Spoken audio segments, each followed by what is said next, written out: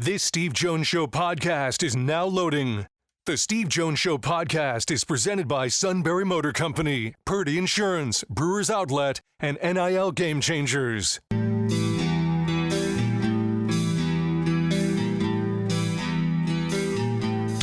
Bringing you an in-depth look at Penn State sports and more. This is the Steve Jones Show on News Radio 1070 WKOK. The Steve Jones Show is presented by Purdy Insurance, Brewers Outlet, NIL Game Changers, and Sunbury Motor Company. Now from the Sunbury Motor Studio, here's Steve Jones.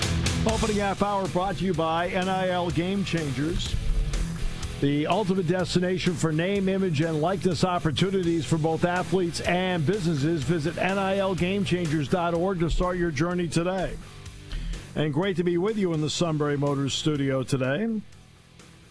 Sunbury Motors, 4th Street in Sunbury, Sunbury Motors Kia, routes 11 and 15 in Hummel's Wharf, online at sunburymotors.com. Neil Coulong today on the show. Matt is in Wildwood right now complaining to the residents there about living conditions,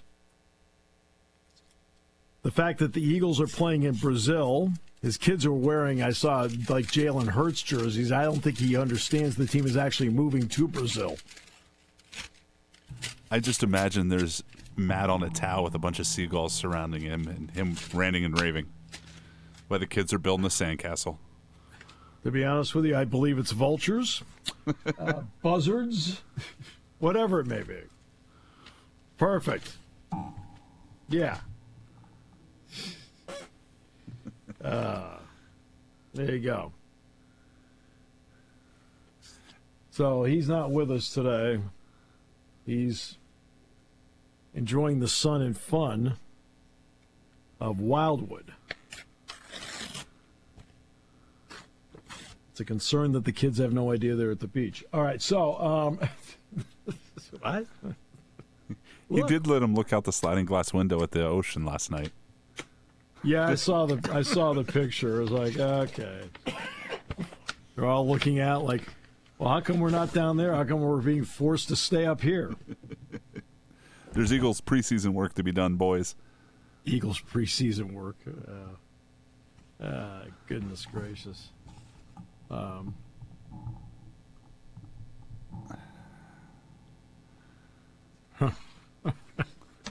Yeah. So he's not here today.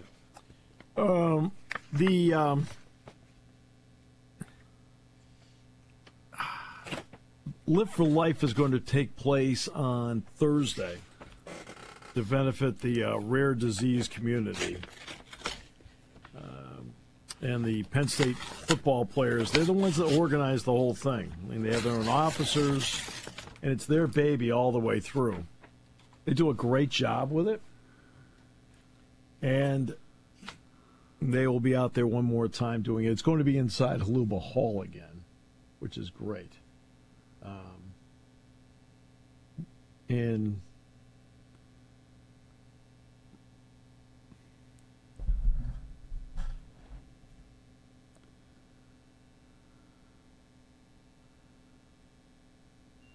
And James Franklin's going to meet with the media actually before it starts, which is good. So you get just an update on the team and where they are, at least at this point.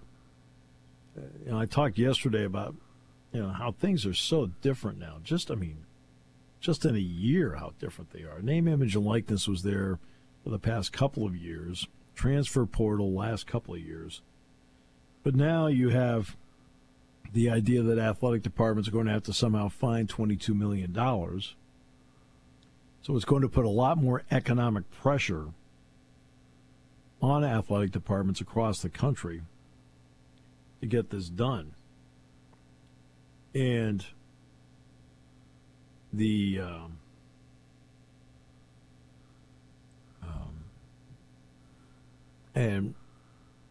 so you have that component. How do you divide up the money at that component? And in a Big Ten that now has 4 new schools, 3 of which Penn State will play in football. all four they'll play in basketball. So it's just in a year, a whole new world. Just in a year. The last 3 years, totally different story.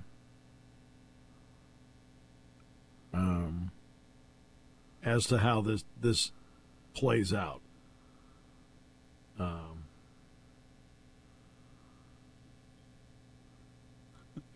We did get here very, very fast, didn't we? Well, we got here fast because they kicked the can down the road so much that all of the trials came to head at once. I mean, that's what's happened here, Todd. And the NCAA's lack of action or trying to Band-Aid problems. And I'll give you an example. What's a Band-Aid? Well, a Band-Aid is cost of attendance. Cost of attendance was a Band-Aid. All right, see, you're getting some money now. You're getting some money. Now, you're not getting a lot of money, but you're getting money. Spending money, like the old days. Remember having Jim Delaney on here, and Jim Delaney was talking about the days when they got laundry money. Okay. And it was like $15 a month, or I don't know what it was. Maybe 15 a week. It was 15 a week. I don't know what. Can't remember which one it was. And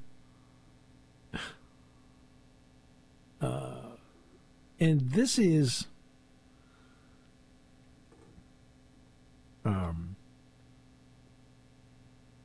and that's Band-Aiding. All right, we'll do cost of attendance. And I remember when cost of attendance came up, the complaints I got were like, how are we going to find $3 to $4 million to do this? Right? That's right. That was what I was told. Now imagine having to come up with 22. But everything's happened fast because court cases. And Jeffrey Kessler is the key to all of it. That's why when I had Jim Delaney on the show before you got here, Todd, I had him on. Jim, I think, did the show like 4 times. And Jim was great about it. At some point I'll ask Tony Petitti on because Tony will do it. But I said to Jim, I said, let's talk about the court cases. I said, for the sake of brevity, let's refer to them as the Kessler cases. And he laughed. He goes, yeah, because he's involved in all of them. So let's start with the O'Bannon case. The O'Bannon case was over the EA Sports game. Now, O'Bannon had been out of the game, had been out of pro basketball. He had a 10-year pro basketball career. He had been out of it for, 10 years.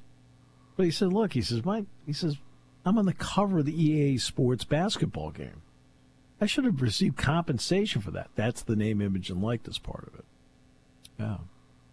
And that's the one where Mark Emmert got on the witness stand and handed the case to the plaintiffs on a silver platter. If he had explained to everybody where the money went, he would have had a better shot at it. But, of course, he's not capable of that. Instead of saying, hey, look, we take that money and we put the money into women's soccer championship, the women's volleyball championship. Now, Title IX is great, but you have to pay for Title IX. Thus, we have to keep coming up with ways to do it. This was one of the ways to do it. Would they have won the case, Todd? Probably not. But it would have given you a better shot if people understand why you were doing what you were doing. Instead, he got up there and talked about amateurism, the ivory tower, the value of education, scholarships, things like that. And, of course, when you're sitting there and you're talking about things like that, they're like, judge, if there's a judge, there's always a judge, or should there be a jury? They'll be sitting there going, yeah, and what did you do with the money? That's what they want to know. What did you do with the money? He never explained what they did with the money, right? He started talking about the grand scheme of life and what, and the philosophy of the NCAA. I'm like, nobody's interested in the philosophy of the NCAA. Right? There are people in the NCAA that aren't even into, and that's what he did. And so, in other words, I mean, I don't even think the O'Bannon people are like, well, I don't think we have to do anything else. You pretty much done everything we needed. Thanks. And they lost. The defense rests. Yeah, we're done. We're done. No, we don't need to call any witnesses. We're good. This guy did everything he could for us. Right? He handed it to him on a silver platter. You can't. The defense of the NCAA is not the ivory tower defense. Tell them where the money goes. Tell them about Title IX. Tell them about the responsibilities of having to pay for everything. I mean, there's going to be a fallacy running around now that, well, now that women's basketball is doing great in the ratings, it pays for itself. Oh, really? How about no? Okay. These are the realistic conversations that need to be had so that the general public understands what is going on and why. But nobody's willing to have that. They'd rather go with the fallacy of it. I mean, guess which championship lost more money than any other championship this past year? And people are like, oh, it can't be Caitlin Clark. Yeah, it was. It had the highest ratings ever, had higher ratings for its championship game than the men's championship game. But the men's tournament made almost $1 billion. Right? As opposed to the women's tournament that made $65 million and spent it all. It's all gone. Why do you think there are 2 regionals in women's basketball and not 4? I mean, there are 4 regionals, but they play at 2 different sites, not 4. Because they're trying to save money. Why do you think they play at home courts to start? They're trying to save money. They're trying to keep the losses down. Right? So that's why you talk about, look, we need the money because, Title IX is expensive to fund. There are no women's programs making money. Okay, if there are women's programs making money out there, it's on one hand.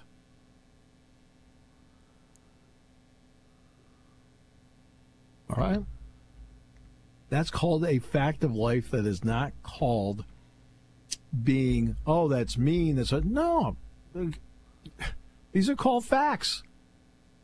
You can either handle the facts or else you're a zealot. No, it's a fact. That's why you explain on a witness stand what the facts are. Hey, we conduct championships. We conduct 64 championships.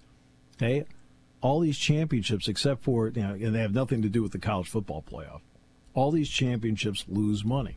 All of them. Except for the men's basketball tournament. Right?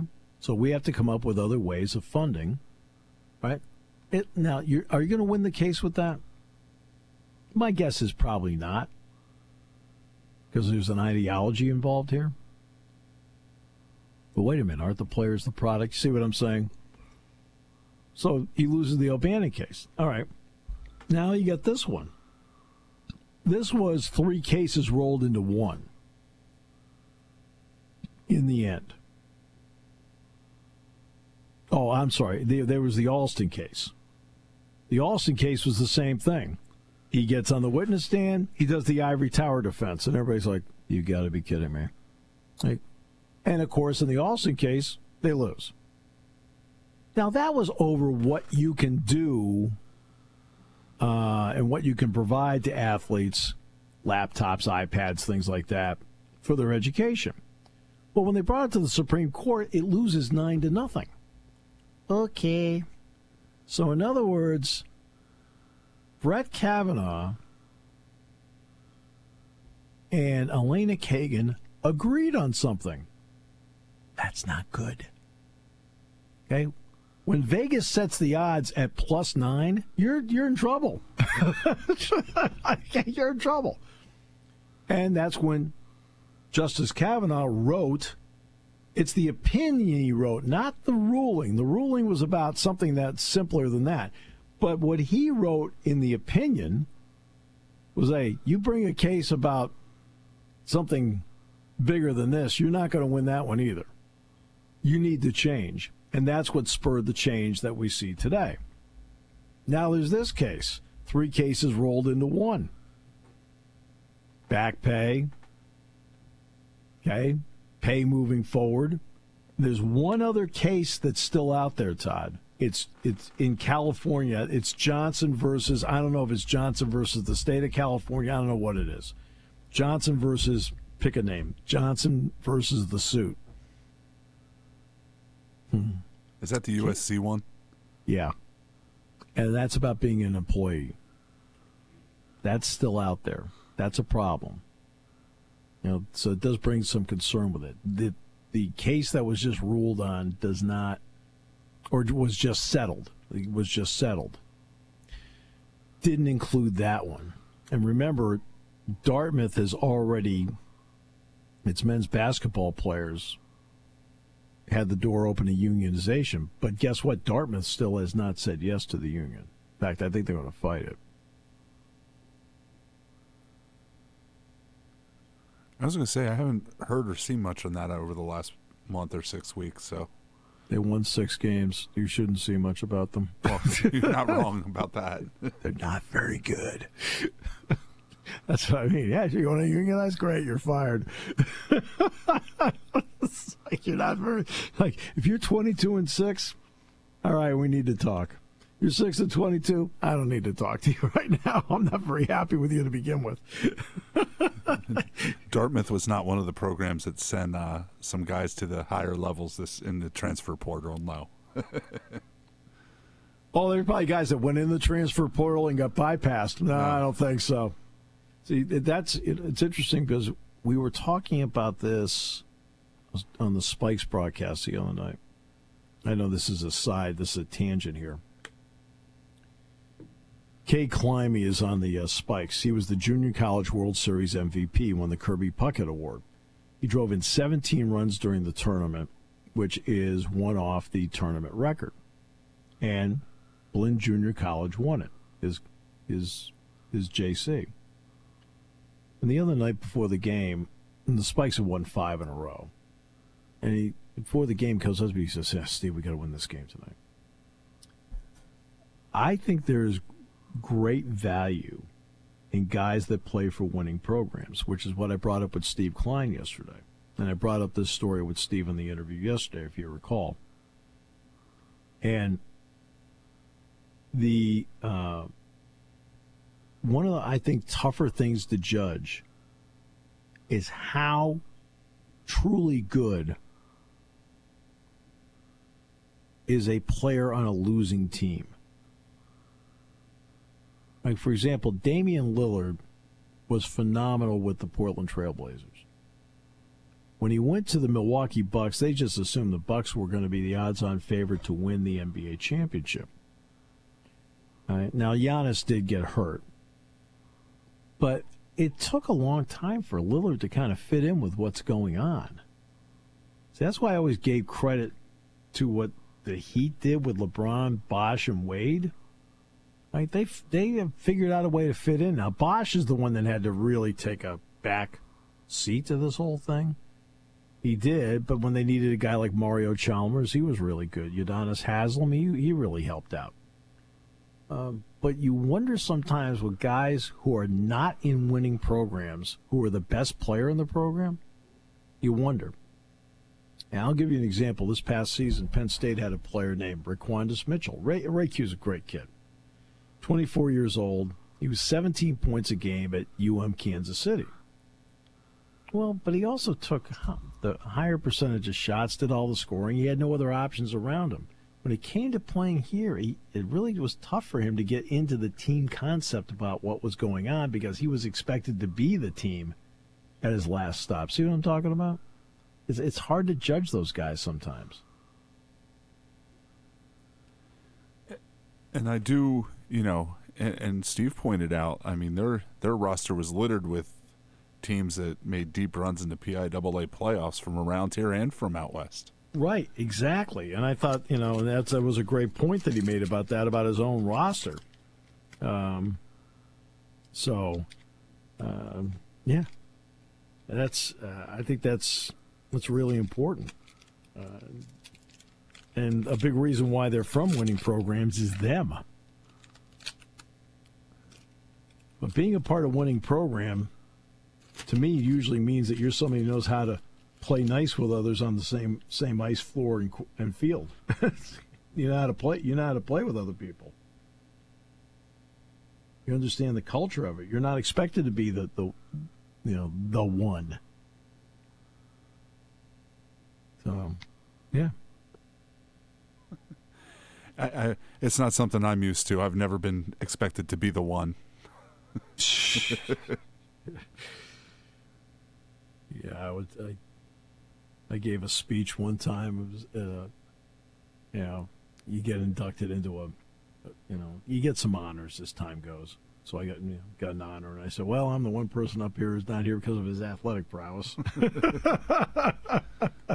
All right, we'll take a break. This half hour brought to you by NIL Game Changers, the ultimate destination for name, image, and likeness opportunities for both athletes and businesses. Start your journey today at nilgamechangers.org. Here on News Radio 1070 WKOK. When car repairs get difficult, Well, I just don't know. Me neither. we get good. Sunbury Motors. More than quality new and used cars, Sunbury Motors specializes in complicated auto repair diagnosis. They can handle intricate repairs and even complete auto body with service open Monday through Friday, 7 till 4. And Sunbury Motors has made simple repairs easy. Maintaining your vehicle is necessary. Finding the time to do it is difficult. Welcome to Sunbury Motors Quick Lane. Just walk in or call ahead. Relax in their remodeled waiting room with Wi-Fi, beverages, and snacks. While Sunbury Motors factory-trained techs take care of your oil change, tire alignments, brakes, and inspections. Quick Lane, 6:30 to 6, Monday through Friday, Saturday, 6:30 till 2. Sunbury Motors, Ford and Hyundai, North 4th Street, Sunbury. And Sunbury Motors Kia, routes 11 and 15 in Hummel's Wharf. We take the out of auto repair.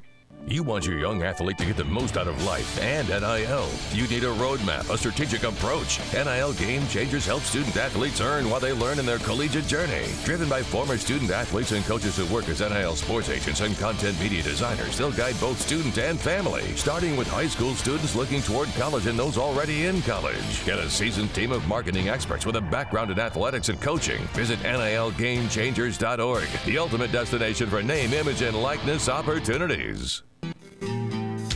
Bringing you an in-depth look at Penn State sports and more. This is the Steve Jones Show on News Radio 1070 WKOK. The Steve Jones Show is presented by Sunbury Motor Company, Purdy Insurance, Brewers Outlet, and NIL Game Changers. Now from the Sunbury Motors Studio, here's Steve Jones. All right, this half hour brought to you by Brewers Outlet, Reagan Street in Sunbury, the beverage supermarket. Imports, domestics, microbrews, the best selection of beer anywhere. Wine coolers, waters, soft drinks, lots and lots of snacks. 6 great flavors of slushies. They roast their peanuts fresh and hot every day. And the pickle bar, led by the barrels and the dills, indeed second to none. All at Brewers Outlet, Reagan Street in Sunbury, the beverage supermarket. How about a group that gets it done? Stock up for the weekend now and starting to stock up for 4th of July. A big party. I saw that picture, by the way, of Matt's children staring out longingly at the beach from the hotel glass, realizing that's as close as they're going to get to the water. I'd like to see the picture from the beach view. Just pressed up against the... Why won't they let those little kids out? I don't understand. Yeah, we do. We understand. Poor little guys. Why are they wearing those green jerseys? But didn't they know the team moved to Brazil?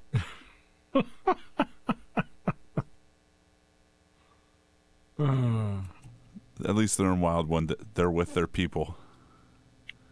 I'm pretty sure that is not the only Jalen Hurts jersey in town. Yeah. Sure, it's not either. Wait till they find out the team's never coming back. I was just going to say, that's probably a place that still has some Ron Jaworski jerseys. Yeah, I wouldn't doubt that. So Dan Hurley decides to not go to the Lakers. Right. Now, these are always, I find, the interesting conversations because of what Todd does. I think Todd can give us great perspective on the reporting part of it. And I feel like so often today that when we get to either headlines or stories, they try to treat sports, in my opinion, like it's a soap opera. You don't. You're a reporter. And a darn good one. Somebody made the joke that we're at the point we've hit the Bayless line in the Caitlin Clark conversation that, you should probably pay $100 now if you have a Caitlin Clark take because they've all been had and they've all been pretty dumb. And I think, honestly, I think it's just, ESPN doesn't report things anymore unless it's on the night Sports Center. Most of that stuff in the morning is filled by this stuff, and then you end up people report on what the opinions are on ESPN, and that becomes the story, and it turns into a whole thing. I mean, I don't think we're 5 days into this Caitlin Clark stuff about the Olympic team, and it doesn't seem to ebb. You talk about Danny Hurley going to the Lakers. I think it's very clear. I don't know which one, but Shams Charania or Woj is very close to him because, they were the first ones to know he got the offer. They were the first ones to know he turned it down, and now one of them had earlier today that there's a 6-year, $50 million on the table from UConn. So, at this point, it's not about doing the work yourself. It's about who you know. But remember, I reported that there was an offer on the table that make him the third highest paid coach in college basketball. I said that last week. Okay? It's, in other words, like, what are the stories being discussed today? And you're right about the morning shows. The morning shows are just about shock value and so forth. And, it's interesting. Who's shocked anymore? I mean, really, are we shocked by anything anymore? No, because when everything's treated as shocking, nothing's shocking. Exactly. Well said. That's why, for example, as I mentioned yesterday, why do I take such a conservative take all the time when something like this comes up? Because number one, we don't know the guy. 8 years ago when he was at Rhode Island, I talked to him a couple times, right? The general manager of the Lakers, when he played at Michigan, I may have talked to him a couple times because he was on the Fab Five teams, and he played in Rec Hall. He played against Penn State. But I don't know these people. Do not know them. So I don't know the ins and outs of whatever. I mean, look, Adrian Wojnarowski, he doesn't know Danny Hurley. Come on. Well, he did write that book. But still. Come on. Like, everybody pretends they know everybody. Well, they don't. I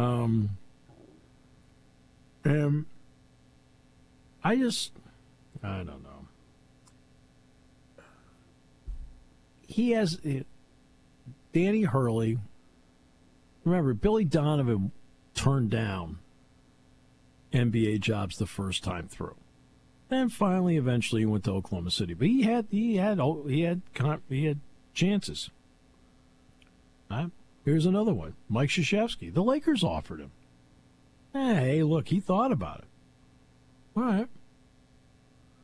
Well, guess what? In the end, he turned it down. They'll have their own reasons. They'll have their own reasons as to why they turn it down. Mike Hopkins, on the other hand, who was let go by Washington, evidently had some head coaching opportunities in Division One basketball, and he said no, and he took an NBA assistant's job. Okay. But is everything going to be now? It's like how the Lakers failed. How'd they fail?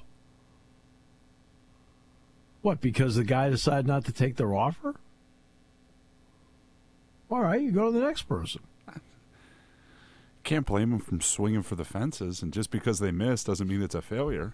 Right, exactly. And sometimes they may end up with the person that's the right person for them, for all we know. We won't know until they start playing.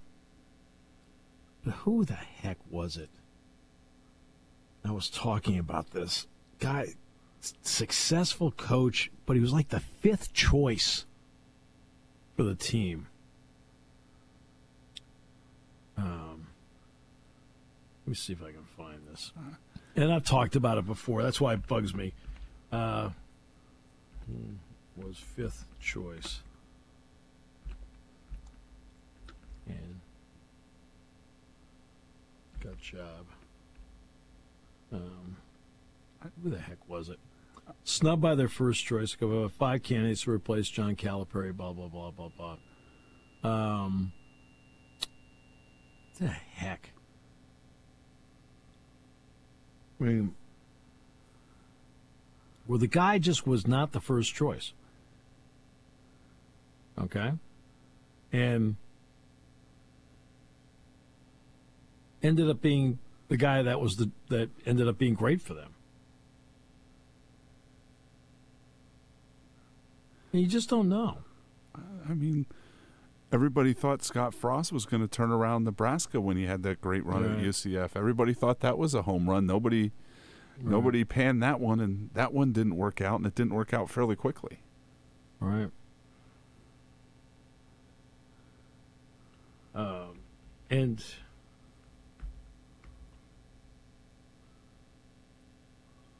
it's amazing how it just turns out. Now, I think they were talking about the Edmonton Oilers last night.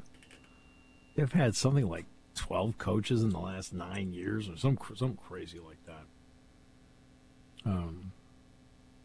I know who it was. Right? It was Pete Carroll. Pete Carroll was not the first choice at USC. And he's like the fifth choice. Because remember, Carroll had coached the Jets. He had coached the Patriots. And he was just kind of like going along. And he was like the fifth choice. They finally settled on him. Now, he got out of Dodge before the NCAA showed up, but still. Right? But he was like the fifth choice of USC. Other people kept telling him, no.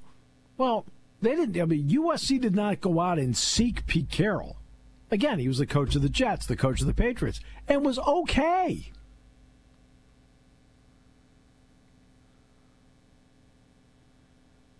And then he ends up getting the job done there. Recruiting. Did it at a time when there's no, no pro team in Los Angeles. So they essentially became the pro team. It is. He's the only one that's really figured it out since John Robinson, isn't he? I mean, they weren't very good before him, and they haven't been all that great since then. I'm glad you brought that up, because that's the part that I think a lot of people don't grasp. You have to be the right fit at the right time for a program. And I'm glad you brought that up, because you look at the history of the great programs. Let's just talk about college for a moment. Okay. Texas, after Darrell Royal, really essentially wandered in the wilderness for decades. Oh, yeah, good. But not top notch. Good. And then Mac Brown came along. Got to the national title game, won it, got to another national title game. Alabama beat him. But then it wasn't good enough anymore. Now, look at all the coaches they went through before they finally got to Steve Sarkisian. They were all the answer. Charlie Strong, he's the answer. Right? Tom Herman, he's the answer. Look what he did at Houston, right? Okay. Look at Alabama. Okay. Bear Bryant. Right? Gene Stallings had success, won a title, but he was older, so everybody knew he was a stopgap. But until they got Nick Saban, what did Alabama do? Between Bear Bryant and Nick Saban, and let's again remember Gene Stallings won, but he was there a limited time. What did Alabama do? Not much. Between John McKay, John Robinson, and finally Pete Carroll, what did USC do? And what has USC done since Pete Carroll left? They've had some good years, but even last year with Lincoln Riley, they struggled. Notre Dame, Ara Parsegian, Dan Devine won. They didn't win again until Lou Holtz came in. Then after Lou Holtz left, how well really has Notre Dame done? Okay, Kelly did a good job with them. He got them to a couple playoffs. That one BCS title game where they got blown out in a playoff. So he did that. But in between, what did they do? You have to have the right person at the right time, the right fit. Here's another one. Florida's been looking. Oh, since Spurrier? Oh. Well, since Urban. Since Urban. It's interesting. Like the last championship team that they had 122 players on that team. This is Florida's last national championship. Of the 122 players, 41 have been arrested. Really? Ohio State has been obviously really good. But from Woody Hayes, Earl Bruce did okay, did well. John Cooper did okay. Then Jim Tressel came in. He won a national title. Then he was forced out. They got in Urban. They won a national title. And then, of course, Ryan Day. Right? Michigan went. Lloyd Carr did a great job with them. But after Lloyd Carr, they tried to figure things out. They tried to figure things out after Bo before they settled on Lloyd Carr. You have to have the right person at the right time. And this is something that just, for whatever reason, there's no particular reason why. There just isn't. Why does it click for a certain guy at a certain time in a certain place? Right? It clicked for Joe Paterno here. Joe outworked everybody. It clicked for Joe here. Penn State was a very, very good football program for decades. In the 19-teens, they were a dominant program. Right? Obviously, in the late 40s after the war, they had a couple of really great teams. And then Rip had some very good teams. None of them with talent. Rosie Greer, Lenny Moore, Jussie Arnell. And Rip had very good teams. Well, Rip put a foundation together. Joe then built the mansion. And then when they needed a Bill O'Brien did the job for 2 years. And now James Franklin, who to me in this era, when you need to have this kind of coach, he's right. In this era, you need to have a guy like James.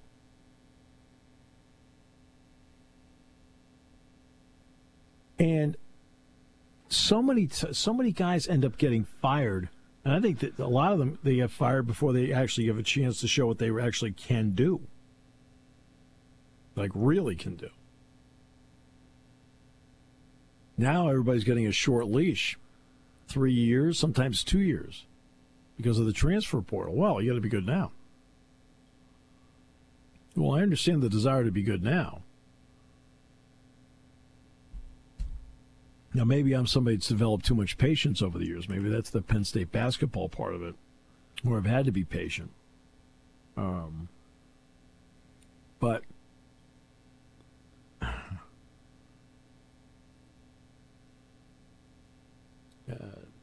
That's something that a lot of people don't realize. That right guy, right time. I think people think that you can throw 5 names in there. There's the solution. Like Jed Fish goes to Washington. Is he the solution there? I don't know. Deshaun Foster goes to UCLA. Is he the solution there? I don't know. I'm not sure about Lincoln Riley yet at USC. They've been so poor on defense the last couple of years, and you wonder how much his quarterback led to whatever success he's had that transferred with him. What if he had to start from scratch at quarterback? I don't know. Everybody thinks Sherrone Moore is going to be a huge success at Michigan. Maybe, maybe not. I don't know.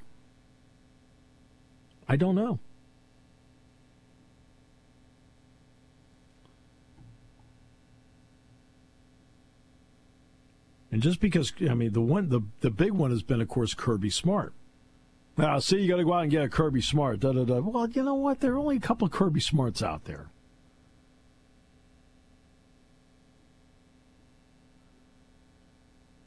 And who knows how Kalen DeBoer is going to do at Alabama? I don't know.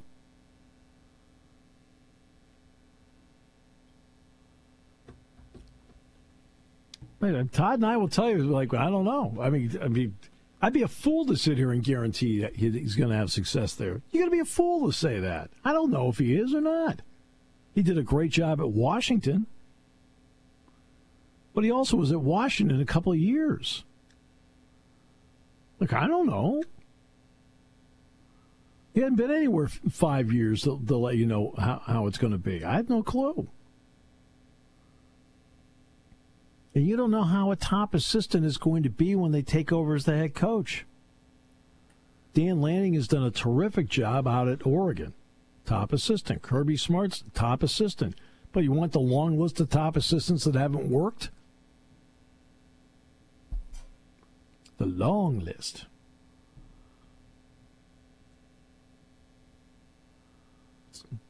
You don't know. That's why, people say, oh, I was out at Newcastle. He said, you're a big James Franklin guy. I said, you darn right I am. Because I'm around and I see it every day. I see stuff every day as to what he does, how he goes about his work, how he cares, how he recruits. Right? He's the right guy at the right moment for this program. And I don't mean like this moment. I mean long term. Now let's see how it works out with the college football playoff.